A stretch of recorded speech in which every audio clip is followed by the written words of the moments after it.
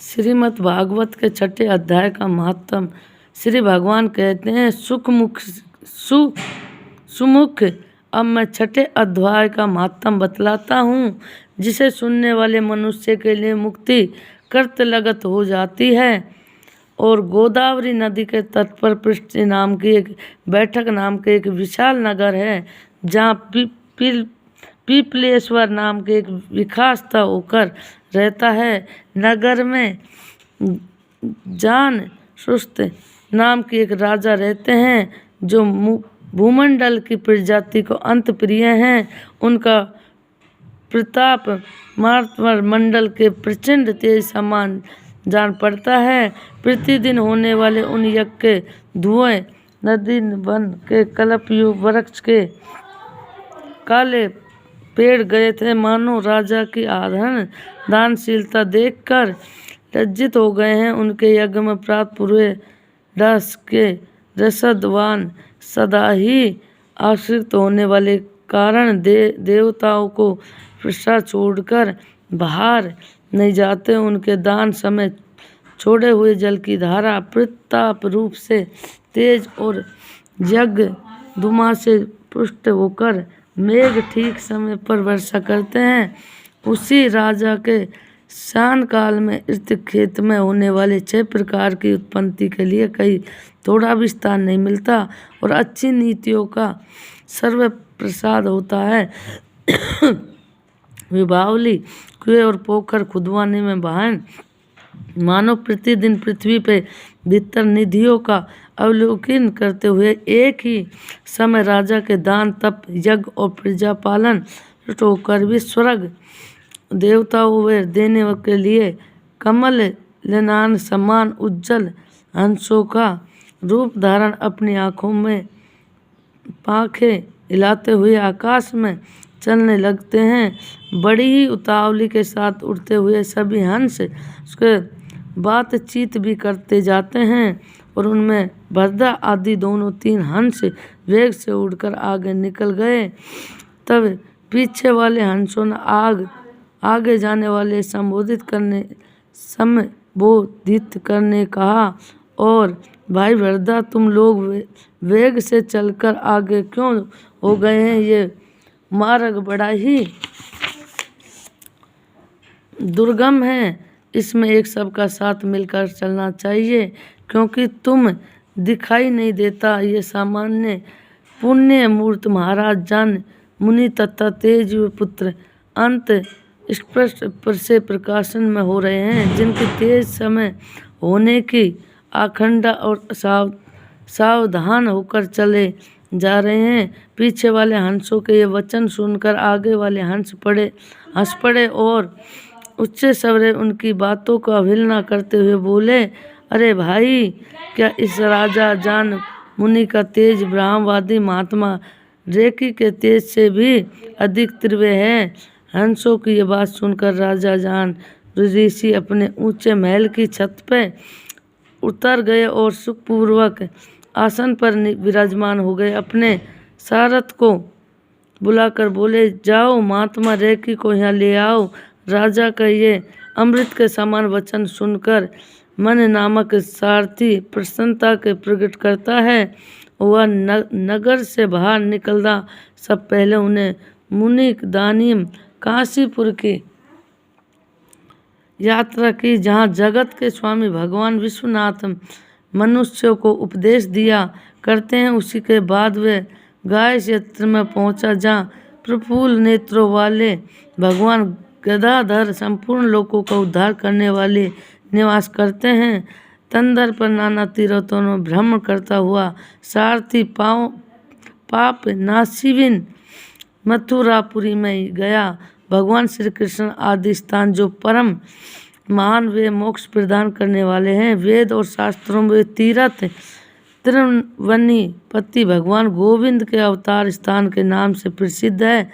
नाना देवता और ब्राह्मण उसका सेवन करते हैं। मथुरा नगरी काली नदी यमुना के किनारे शोभा पाता है। उसकी आकृति अध्यय चंद्रमा के समान प्रतीत होती है। वह सभी तीर्थों को निवास परम पूर्ण है। परम आनंद प्रतीति होती है, वह प्रदान करने वाले कारण सुंदर प्रतीति होती है। गोवर्धन पर्वत के होने से मथुरा मंडल की शोभा और भी बढ़ गई है। वहाँ पवित्र वृक्ष और लताओं से आवृत है, उसमें भार वन व परम पुण्य तथा सबको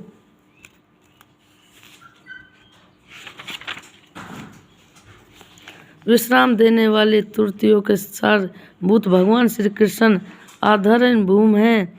तत्व मथुरा से पश्चिम और उत्तर दिशा में बहुत ही दूर तक जाने पर सारथी काशी मीर नाम का एक नगर दिखाई दिया, जहाँ शंकर के सामने उज्जवल गगन चुम्बी महलों की पत्तियां भगवान शंकर अखंड हास की भांति शोभा पाते हैं, जहाँ ब्राह्मणों का शास्त्रों अलावा सुनकर मुख मनुष्य की सुंदर वाणी और पदों को उच्चारण करके देवता के सामने हो जाते हैं, जहाँ निरंतर होने के कारण आकाश मंडल में एक धूल के रहने काली नहीं छोड़ता, जहाँ उपास के पास आकर अभ्यास से ही संपूर्ण काल स्वयं पढ़ लेते हैं तथा नाम से प्रसिद्ध भगवान चंद्रशेखर देहधारी वरदान देने वाले निवास करते हैं। काशीमीर के राजा अग्रेसर दिन राजाओं को जीतकर भगवान शिव का पूजन किया, नाम मानेश्वर हो गया। उनकी मंदिर के दरवाजे पर महात्मा रेख एक छोटी सी गाड़ी पर बैठ अपने अखंड को कुछ लाते हुए वृक्ष की छाया भिन्न चिन्हों के उनके शीघ्र रेखी को पहचान लिया और उन्होंने चरण को प्रणाम करते हुए कहा, ब्राह्मण मैं आप किसी स्थान पर रहता हूँ, आपका पूरा नाम क्या है? आप सदा सच्वधन विचारने वाले फिर यहाँ किस लिए ठहरे हुए? इसी समय आपका क्या करने का विचार है?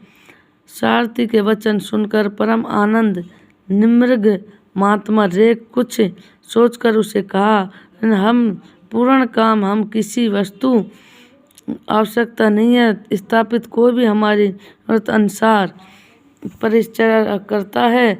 रेख के हार्दिक अभिप्राय को आदर पूर्वक ग्रहण करके सारथी धीरे से राजा के पास चली दिया। वहाँ पहुँचे राजा प्रणाम करके उसने हाथ जोड़कर सारा समाचार वंदन किया।